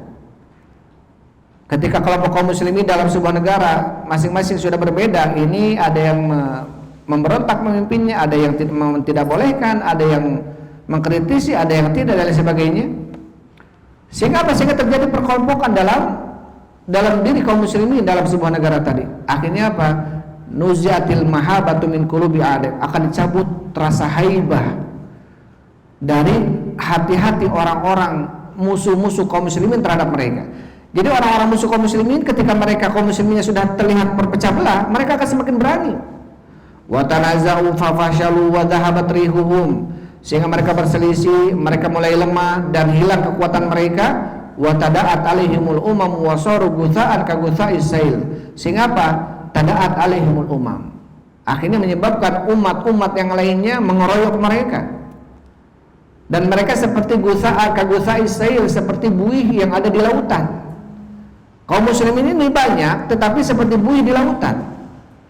Kata Rasulullah SAW, karena apa? Karena Allah cabut dalam diri kaum kafirin, kaum munafikin, rasa takut kepada orang-orang yang beriman. Dulu pada zaman sahabat Rasulullah SAW mengatakan, utitu khamsan lam yu'ta ahadun minal anbiya'i qabli, aku diberikan 5 perkara, yang 5 perkara tadi tidak diberikan kepada Nabi sebelumku. Jadi khusus bagi umat Nabi Muhammad ini, khusus bagi Nabi Muhammad SAW. Salah satunya apa? Nusirtu birobbi masirata syahri, aku diberikan pertolongan oleh Allah dengan ditancapkannya rasa takut ke dalam diri para musuh Allah, orang-orang musyrikin, munafikin, kafirin, itu sejauh perjalanan 1 bulan. Jadi mereka, orang-orang musyrikin pada zaman Rasulullah, ketika mau berperang dengan Rasulullah, dengan sahabat, belum berperang aja sudah takut mereka. Ya, sudah ketakutan mereka. Sejauh perjalanan 1 bulan saja, ini sudah takut mereka. Belum bertemu sudah apa? Sudah takut, karena Allah tancapkan apa? Haibah. Allah tancapkan dalam diri orang-orang munafik ini rasa ketakutan mereka ketika melihat orang-orang beriman. Dari jauh saja sudah takut mereka. Sehingga bandingannya dahulu apa kata Allah Subhanahu wa taala, iyyakum minkum isruna sabirun yaglibu mi'atain. Kalau di antara kalian ada 20 orang yang sabar saja kata Allah, kalian akan mengalahkan 200 orang. Jadi kaum muslimin para sahabat ketika itu 20 orang, itu akan mengalahkan berapa? 200 orang kata Allah. Jadi 1 banding 10 orang. 1 orang sahabat banding 10 orang musyrikin ketika itu. Makanya kita melihat peperangan-peperangan yang terjadi, kamin fi'atin qalilatin ghalabat fi'atan katsiratan biidznillah. Berapa banyak kelompok yang kecil justru akan mengalahkan kelompok yang besar dengan izin Allah. Perang Badar, ya, perang Ahzab, perang Tabuk, perang Khaybar, perang Mu'tah, perang Yarmuk, 3.000 lawan 250.000 orang, berlipat-lipat jumlahnya. Tapi apa? Ketika mereka justru makin menyandarkan diri mereka kepada Allah Subhanahu wa taala, dan ketika itu mereka kokoh bersatu di antara mereka. Tapi ketika mulai ada perpecahan di antara mereka, ketika mulai berselisih di antara mereka, ketika sudah mulai hilang kekuatan mereka, maka Allah ambil rasa mahabbah yang ada dalam diri mereka sehingga orang-orang kafir tidak takut lagi kepada mereka. Ini salah satunya apa? Ketika mereka justru tidak saling memberikan hak dan kewajiban satu dengan yang lainnya, antara pemimpin dengan masyarakatnya, antara umara dengan apa? Dengan para masyarakatnya yang dipimpinnya. Maka tentunya apa? Tentunya salah satu yang bisa membuat kuat sebuah negara adalah ketika pemimpinnya berbuat baik kepada masyarakatnya, masyarakatnya pun demikian kepada pemimpinnya, saling menguatkan. Ya, ketika saling menjatuhkan, ketika saling menyerang, bahkan misalkan, karena kata Rasul sallallahu alaihi wasallam, inna min syirari a'immatikum al-hutamah. Sesungguhnya pemimpin yang jelek itu adalah al-hutamah, pemimpin yang hutamah. Hutamah ini apa? Hutamah ini keras, hutamah ini tidak adil, hutamah ini zalim. Ini sejelek-jelek pemimpin kata Rasul sallallahu alaihi wasallam. Tetapi apakah kemudian menjadi dalil bagi kita kalau udah melihat yang pemimpin hutamah kemudian kita berontak? Tidak. Ya, tetap kita harus bersabar. Bahkan Imam Ahmad bin Hanbal dalam kondisi disiksa, dalam kondisi dipenjara, apa Imam Ahmad mengatakan? Lau indi du'aun mustajabatun la da'utun lil amir. Kalau seandainya saya punya satu doa saja, satu saja doa yang diijabah oleh Allah, saya akan doakan pemimpin saya. Karena apa? Kalau doanya diijabah oleh Allah untuk kebaikan pemimpinnya, sehingga pemimpinnya menjadi baik pemimpinnya, maka kemaslahatannya untuk seluruh manusia yang ada ketika itu, ya, justru apa? Akan memberikan dampak yang baik. Baik. Wasara hadzal aslu la yura finna aktsar man yada'il ilma wal ghirah ala dinillah. Dan menjadilah kondisi ini, pondasi ini, dasar ini tidak diketahui oleh kebanyakan orang-orang yang mengakui ilmu, bahkan orang-orang yang benci, orang-orang yang cemburu terhadap agama. Jadi poin ini semakin ditinggalkan sekarang. Ya, poin apa? Poin mendengar dan taat kepada pemimpin walaupun zalim. Ini poin akidah ini. Ya, ini poin akidah. Tetap kita harus bersabar atas kezaliman pemimpin. Kita minta nanti di hadapan Allah Subhanahu wa taala. Ya, beda kalau kita dizalimi oleh manusia yang lainnya, kemudian kita melawannya, kita terbunuh, kita dapat pahala atau bahkan mungkin syahid. Tetapi ketika kita berhadapan dengan ulatul umur, maka lain lagi ceritanya. Yang ada hanya sabar. Yang ada hanya kita meminta kepada Allah, berdoa.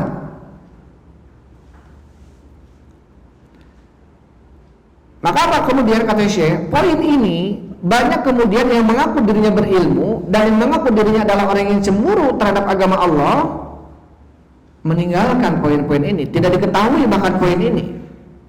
Wara'a kullu fardan min afradir ra'iyati nafsahu amiran bi manzilatil amir al-munabbil amir. Bahkan setiap individu daripada individu masyarakat sekarang melihat dia menempati posisinya, memposisikan dirinya sebagai dirinya seorang amir, seorang pemimpin. Atau bi manzilatil amir al-munabbil amir, atau dia sebagai posisi seorang pemimpin yang mengambil kepemimpinan. Wajibu alaina jami'an ru'at wa ra'iyah an naquma bima aujaballahu alaina min al-tahab wa ta'awun 'alal birri wat taqwa. Maka yang wajib bagi kita seluruhnya, baik pemimpinnya, baik masyarakatnya, untuk kita menegakkan apa yang Allah wajibkan kepada kita, itu apa? Ta'awun 'alal birri wat taqwa, saling tolong menolong. Ya, saling tolong menolong. Wal ijtima'u 'alal masalih linakuna minal faizin, dan kita berkumpul di atas maslahat agar kita termasuk orang-orang yang menang, faizin. Wa alaina an najtami 'alal haqqi wa nata'awanu 'alaihi. Dan kita harus berkumpul di atas kebenaran dan saling tolong menolong di atas kebenaran. Wa nukhlisa fi jami'i a'malina, dan kita harus mengikhlaskan dalam seluruh amalan-amalan kita. Wa nas'al hadhi wahidin huwa islah hadhil ummah. Dan harus mempunyai satu tujuan, berupaya untuk satu tujuan. Apa itu? Islahu hadhil ummati islahan diniyan wa dunyawiyan. Tujuan kita semua adalah kebaikan agama ini, kebaikan umat ini, baik kebaikan secara kondisi agamanya ataupun dunianya. Jadi tujuannya betul-betul bersatu agar tercipta sebuah kehidupan yang aman, sentosa, sehingga kita bisa beribadah dengan tenang. Ya, sehingga kita bisa apa? Sehingga kita bisa melakukan peribadatan betul-betul dengan khusyuk. Atau kalau lihat antum dulu bagaimana di Libya, bagaimana di Suriah, bagaimana di Tunisia. Pemuda-pemuda itu teman-teman yang di Yaman bersama saya, orang Jazair, orang Libya, khususnya orang Libya ketika masa pemerintahan Qaddafi. Itu pemuda tuh nggak ada di masjid kayak gini, kecuali dia potong jenggot, celananya musbil, dia di masjid, maka pemerintah aman, orang-orang ini aman. Tapi kalau yang masuknya berjenggot, masya Allah, isinya bercadar, kemudian mempelajari ilmu agama, ada ustadznya yang ngajarinya, wah sudah itu dibubarkan kajiannya. Ya, jadi kebanyakan yang di masjid-masjid berjamaah itu kalau nggak orang-orang sepuh, itu orang-orang yang tidak mutamasik bidin, tidak berpegang teguh dengan agama yang kuat gitu.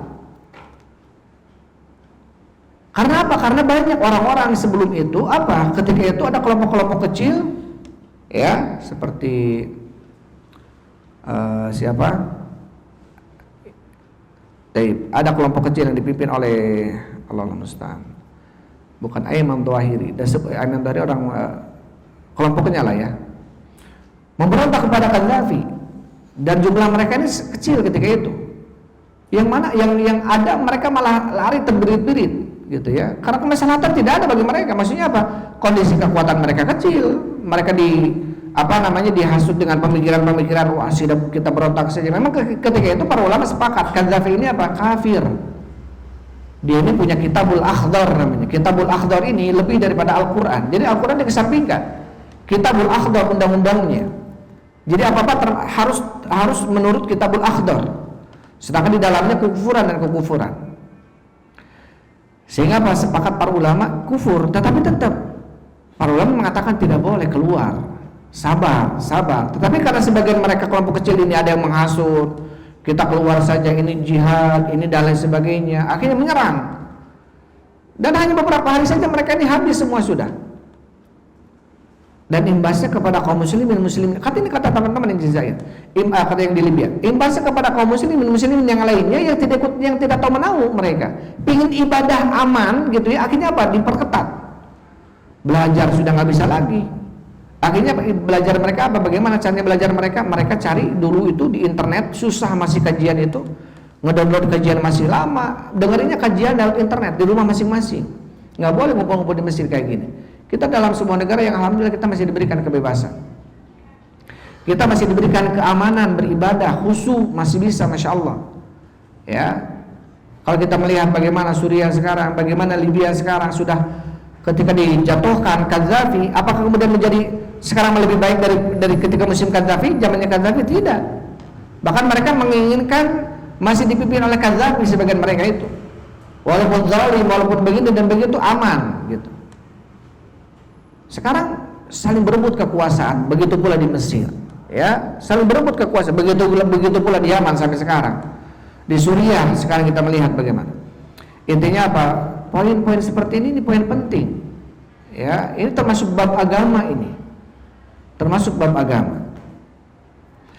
Intinya apa? Intinya marilah kita perbaiki diri kita, perbaiki keluarga kita, perbaiki masyarakat kita, walaupun lama.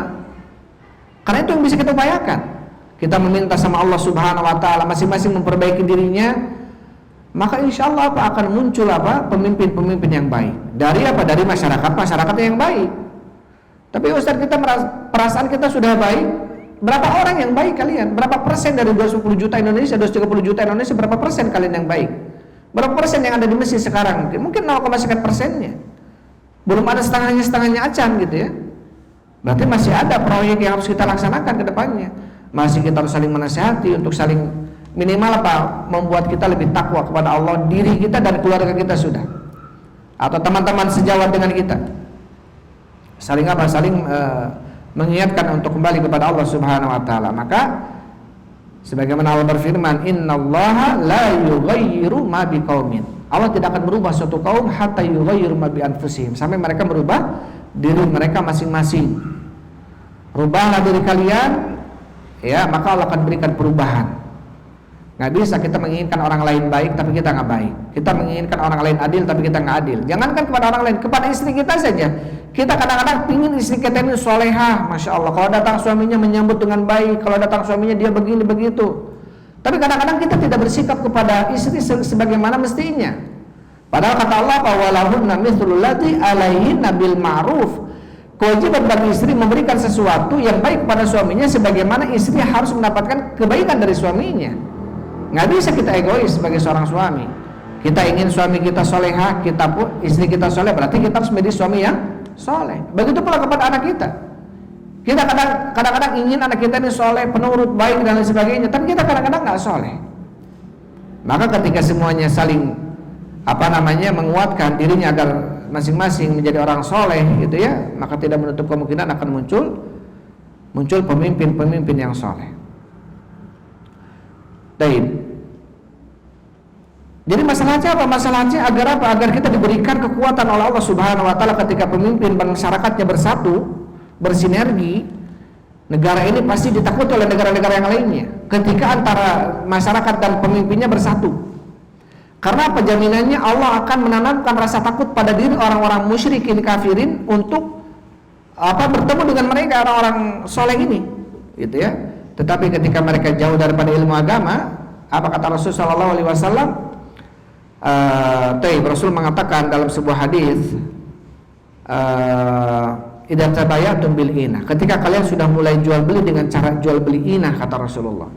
Wa raditum bizar, ketika kalian sudah mulai ridho dengan tumbuhan-tumbuhan, tanaman-tanaman, maksudnya sibuk dengan pertanian.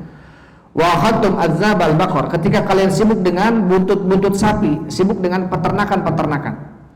Kemudian apa? Wa taraktumul jihad, ketika kalian sudah meninggalkan jihad, apa kata Rasulullah? Sallallahu alaikum dzullan, Allah akan menancapkan kepada kalian kehinaan. Ya, Allah akan menancapkan kepada kalian kehinaan hatta tarji'u ila dinikum. Kapan kehinaan itu akan dikembalikan, dicabut oleh Allah dari diri kita? Hatta tarji'u ila dinikum, sampai kalian kembali kepada agama-agama kalian. Jadi para sahabat semoga Allah meridai mereka 1 banding 10 musyrikin kafirin. Tapi apa? Kesini ya, orang muslim 10, justru orang kafir 1. Seakan-akan demikian bandingannya. Ketika apa? Ketika Allah cabut, ya, ketika Allah cabut apa? Kejayaan. Ketika Allah cabut, justru rasa takut dalam diri orang-orang musyrikin ketika bertemu dengan kaum muslimin. Salah satunya apa? Hatta tarji'u ila dinikum. Salah satunya mereka tidak kembali kepada agama Allah Subhanahu wa taala. Salah satunya adalah poin ini. Innal kalimata idza tafarraqat wa ra'iyatu yatamarradat dakhalatil ahwaru wa dhaghain wa sara kullu wahidin yas'a litanfida kalimatihi wa in tabayyana anal haqq wal adlu fi khilafiha. Karena sesungguhnya ketika ucapan, ketika kalimatnya masing-masing sudah berbeda-beda, ini begini, masing-masing kalimatnya berbeda, tidak satu kalimat terhadap pemimpin. Dan ketika masyarakatnya sudah mulai tamarradat ini membangkang kepada pemimpinnya, bahkan ada yang sampai revolusi misalkan, nasallallahu alaihi. Ya, ini revolusi ini besar, madaratnya besar sekali. Di mana-mana yang revolusi, gimana coba lihat kejadian sekarang? Mau di Libya, mau di Mesir, mau di Yaman, gitu ya. Mereka dalam kondisi apa sekarang? Ya, kalau bahasa kitanya piye kabare, enak zaman kuto, gitu ya. Jadi kayak zaman Soeharto, gitu ya. Kadang-kadang sebagian emang bener. Coba zaman Soeharto. Ya, kalau ada yang hidup pada zaman Soeharto, tapi kayaknya sudah hidup pada zaman Soeharto ya, kecuali ada beberapa orang saja nih. Berarti kalau hidup pada zaman Soeharto berarti sudah tua, gitu ya. Maksudnya apa ya? Walaupun ada sedikit kezaliman, walaupun ada sedikit begini, tetapi masya Allah kita aman ketika itu. Indonesia ini jaya, masya Allah. Di mata apa? Di mata dunia. Ini disaksikan oleh semua lah ya, disaksikan oleh semua. Intinya apa? Dari pola polusi itu apa yang kemudian bisa diambil faedahnya? Hanya kehancuran sekarang. Maka poin ini poin bagi sebagian orang ini bukan dilema. Jadi bagi sebagian orang ini poin yang kalian masih membicarakan hal seperti ini, kalian masa nggak ada ruh jihad dalam diri kalian? Jadi dianggapnya kalau kita lawan pemerintah itu jihad gitu.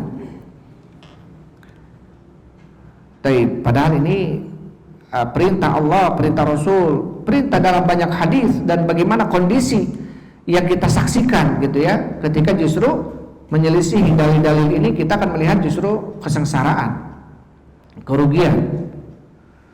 Makanya apa kata Syekh Muhammad bin Shalih Al-Utsaimin rahimahullah taala, ketika masyarakatnya sudah mulai tamarradat, sudah mulai membangkang, dakhalatil ahwa'u wad daghain, maka akan muncul masuk ke dalam hawa nafsunya kebencian terhadap pemerintah, pemimpin. Wa kullu wahidin yas'al tanfidha kalimatihi, dan setiap orang dia ingin kalimatnya dilaksanakan. Wa yantabayyana anal haqq wal adl fi khilafiha, walaupun jelas ternyata kebenaran itu bukan di pihaknya tapi di pihak orang lain misalkan, karena masing-masing dengan hawa nafsunya. Akhirnya apa? Kacau sudah. Masing-masing mendirikan kelompok, mendirikan bendera masing-masing dan lain sebagainya, sehingga apa? Kaum muslimin berpecah belah. Allah Subhanahu wa taala berfirman, ya ayyuhalladzina amanu taqullaha haqqa tuqatih wa la tamutunna illa wa antum muslimun wa atasimu bihablillahi jami'an wa la tafarraqu. Berpegang teguhlah kalian dengan tali Allah seluruhnya, janganlah kalian berpecah belah. Wa dzkuru nikmatallahi 'alaikum id kuntum a'daan fa'alafa baina qulubikum. Ingatlah nikmat Allah atas kalian ketika kalian saling bermusuhan ketika itu.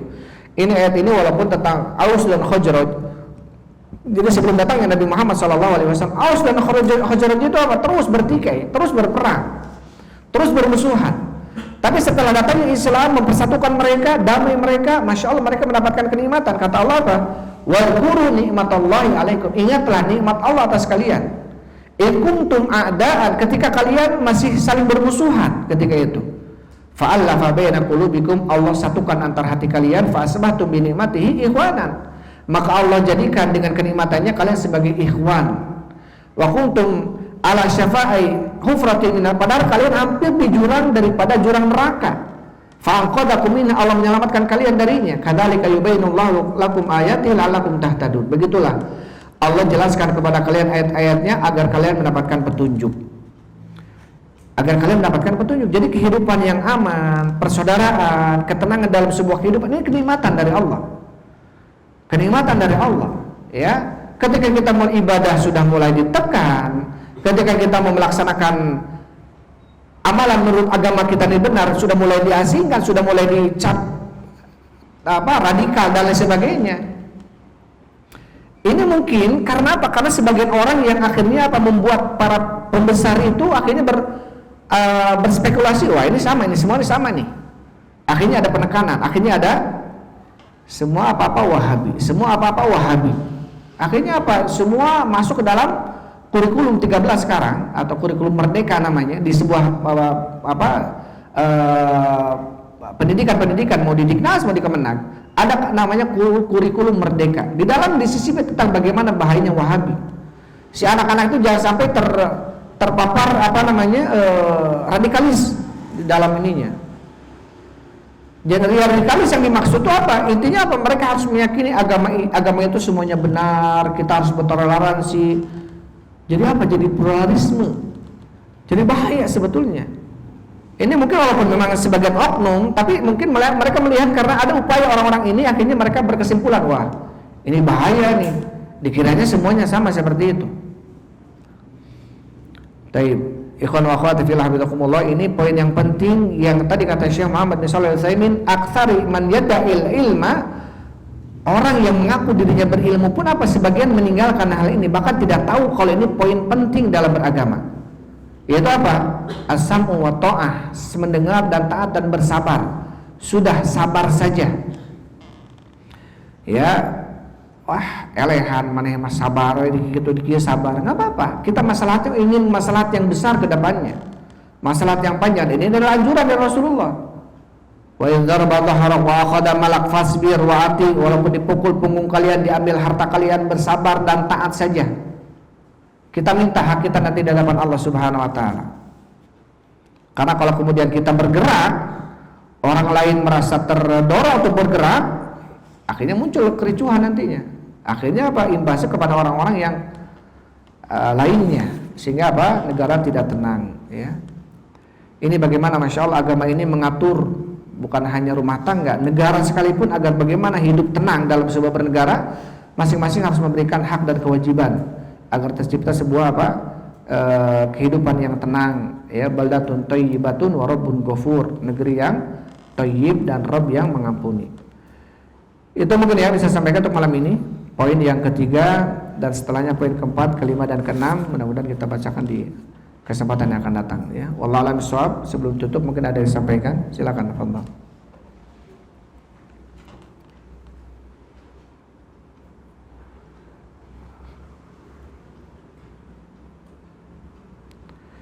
Baik, kalau tidak ada kita tutup. Silakan, Fadhil, enggak?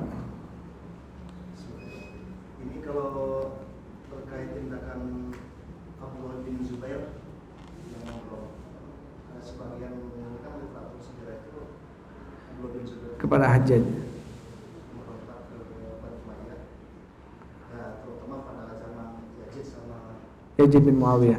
sama Umayyah bin Marwan, itu kan sampai dibunuh, dipenggal kepalanya itu. Masya Allah. Ini awalan dia, ini imbas Abdul bin Zubair yang kemudian beliau ini dipenggal, ya, atau dibunuh, ya. Ini imbas dari terjadinya perselisihan antara Aisyah radhiyallahu anha dengan Ali bin Abi Thalib ketika itu. Sampai ketika itu siapa? Abdullah bin Umar ini punya anak Salim, ya. Salim bin Abdullah bin Umar. Sampai diperintahkan oleh Yazid bin Muawiyah untuk apa? Untuk membunuh, untuk memenggal Az-Zubair. Sampai beliau kaget, loh, kenapa saya harus diperintahkan gitu, ya? Jadi kondisinya memang tidak terelakkan ketika itu karena sudah terjadi. Apakah disebut sebagai pemberontakan ketika itu? Dan mereka punya dalil seperti Muawiyah kenapa tidak mau membaiat kepada Ali bin Abi Thalib gitu, ya. Mereka pun punya dalil dalam hal itu. Ini maka sebagian mengatakan ini perang fitnah. Perang fitnah itu apa? Perang fitnah ini perang yang semuanya bertakwil, masing-masing mempunyai dalil. Walaupun sebagian akhirnya ada yang membenarkan kelompok Ali bin Abi Thalib menyalahkan seluruh yang bertikai dengannya, seperti Ibnu Abbas membela Ali bin Abi Thalib. Tetapi kita, kalau kita disebutkan oleh Abu Ja'far At-Tabari, disebutkan oleh para ulama yang menulis tentang buku-buku ini gitu, ya. Karena dalam buku ini hati-hati. Di dalam buku ini banyak pihak-pihak yang akhirnya apa? Membuat keadaan semakin runcing. Salah satunya adalah kelompok Syiah. Kelompok Syiah pasti akan menyudutkan siapa? Menyudutkan Muawiyah bersama kelompoknya, membuat cerita-cerita yang dusta. Ini disebutkan dalam kitab Syekh Utsman Al-Khamis, kitab beliau ada tulis kitabnya, Masya Allah bagus sekali itu, ya. Kalau sudah terjemahkan, Masya Allah itu bagus. Jadi di dalam judulnya itu Ma baina Rasulullah sallallahu alaihi wasallam ila wafat, antara Rasulullah sampai wafatnya Husain, kalau nggak salah, Maktal Husain. Ini disebutkan tentang bagaimana peperangan Nahrawan, peperangan Siffin, peperangan Jamal, sampai imbasnya tadi kepada Abdullah bin Zubair. Intinya dari awal sebelumnya, jadi Muawiyah. Jadi intinya apa? Kita selaku Ahlussunnah wal Jamaah tidak boleh menyalahkan ini, menyalahkan itu, membenarkan ini, menyalahkan ini. Kita hukumi mereka sebagai seorang atau para sahabat yang, karena yang dibunuh, yang terbunuh banyak yang kemudian jalan di surga mereka ini. Kita tidak boleh kemudian mencela mereka. Kenapa? Mereka para sahabat. Karena kata Rasulullah, la tasubbu ashabi, janganlah kalian mencela sahabat-sahabatku. Kesalahan yang mereka lakukan ketika itu, kalaupun mereka ada salah, itu tidak sebanding dengan amalan yang besar yang mereka telah melakukan sebelum-sebelumnya. Jadi tetap kita selaku dalam menyikapi kejadian yang terjadi gitu, ya, pada peperangan-peperangan sebelumnya di antara kaum muslimin itu, kita yang paling pertama adalah cuman mungkin mengambil ibrah saja, pelajaran yang terpenting untuk kita ambil pelajaran bagaimana antara sahabat mulia dengan sahabat mulia saja itu bisa bertengkar karena apa? Karena ada orang ketiga. Itu ada orang ketiga itu. Karena terhasut berita-berita hoax ketika itu. Awalnya ketika itu Utsman dituduh sebagai kolusi, pemimpin kolusi, nepotisme, hanya mementingkan dirinya, memperkaya diri. Ini tersebar, tersiar di antara kaum muslimin ketika itu. Sehingga apa? Ngedemo Utsman bin Affan, bahkan sampai terjadi pembunuhan Utsman bin Affan. Kemudian meninggal Utsman bin Affan, semoga Allah meridainya. Kemudian apa ketika itu? Istri Utsman bin Affan menuliskan kepada Muawiyah, karena Muawiyah ini sebagai sepupunya atau anak paman, berarti sepupunya. Muawiyah dengan Utsman ini sepupuan. Karena Muawiyah, beliau berdalilkan dengan dalil, ya, wa man qutila madluman faqad ja'alna li walihi sultanan, dan barang siapa yang terbunuh maka kami jadikan walinya sebagai sultan. Muawiyah kenapa ketika itu tidak mau membaiat Ali bin Abi Thalib? Karena Ali belum juga menghukumi orang yang membunuh Utsman sebagai saudaranya sendiri. Maka saya yang akan menghukuminya, saya akan mencari. Ketika itu karena saya diberikan oleh Allah apa? Mandat sebagai sultan.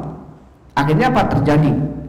Dari imbas inilah kemudian Aisyah radhiyallahu anha mau menasihati Ali bin Abi Thalib. Padahal Aisyah dari Madinah kemudian Makkah melakukan umrah atau haji ketika itu datang ke Kufah. Tujuannya salah satunya menyampaikan aspirasi masyarakat dan memberikan nasihat, tapi orang-orang di sana tahunya wah Aisyah bawa pasukan nyerang. Akhirnya terjadi peperangan dan imbas kepada Zubair atau Abdullah bin Zubair bin Awwam. Apakah ini termasuk termasuk memberontak gitu ya? Ini anak nggak bisa bilang bahwa beliau sebagai bugot, ya nggak bisa bilang seperti itu karena ini khilaf atau perang takwil, perang yang di dalamnya ada perselisihan lah ya. Jadi intinya apa? Kalau kita mau bahasan yang tadi kita bahas, kemudian kita arahkan kepada kondisi peperangan yang terjadi pada perang Siffin gitu ya, ini kita pasti akan menyalahkan Muawiyah. Tapi nggak bisa seperti itu. Karena pemerintahan yang sah ketika itu siapa? Ali bin Abi Thalib. Sedangkan Muawiyah sebagai masyarakat. Ketika Muawiyah melakukan sesuatu yang akhirnya terjadi peperangan, berarti Muawiyah memberontak. Kalau kita mau melihat ini diarahkan ke sana, tetapi kondisi ketika itu berbeda. Maksudnya kondisi ketika itu berbeda itu, ini peperangan yang tidak bisa kita kemudian ambil kesimpulan ini salah ini benar. Kenapa? Para ulama terdahulu pun nggak ada yang menyalahkan ini, nggak ada yang membenarkan ini. Walaupun sebagian ada itu maksudnya tidak kemudian karena Ibnu Abbas di kubunya Ali bin Abi Thalib gitu ya, Thalhah bin Ubaidillah atau Aisyah atau yang lainnya, Mu'adz bin Jabal di kubunya siapa? Di kubunya Muawiyah. Dan dua-duanya ini sahabat Rasul Shallallahu Alaihi Wasallam. Di antara kedua belah pihak ini ada sahabat-sahabat yang dijamin surga dan meninggal ketika peperangan itu terjadi.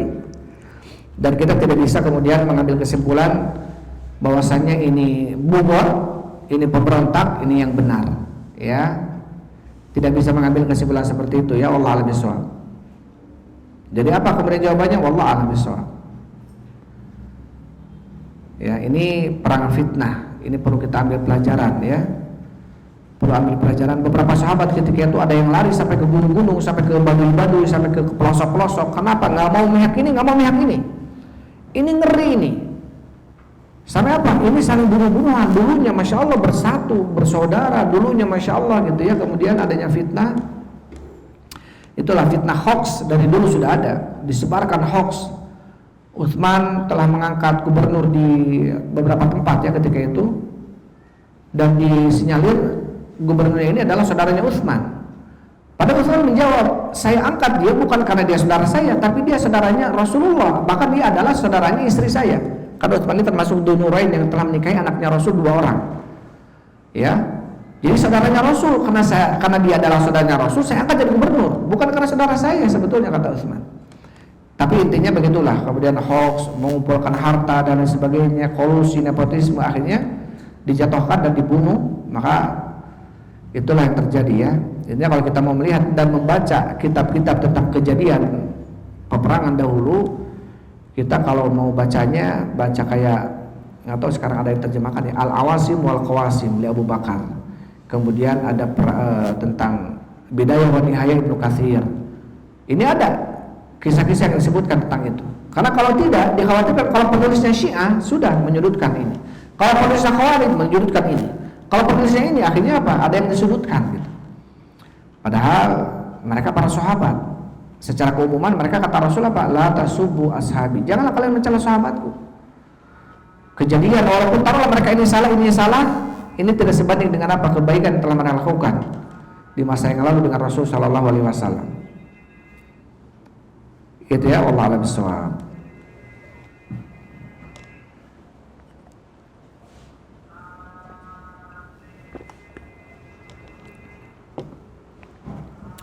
Itu saja mungkin ya. Wallahu a'lam bishawab. Alhamdulillah wassalatu wassalamu ala Rasulillah. Subhanakallahumma rabbana wa bihamdik asyhadu an la ilaha illa anta astaghfiruka wa atubu ilaik. Assalamualaikum warahmatullahi wabarakatuh.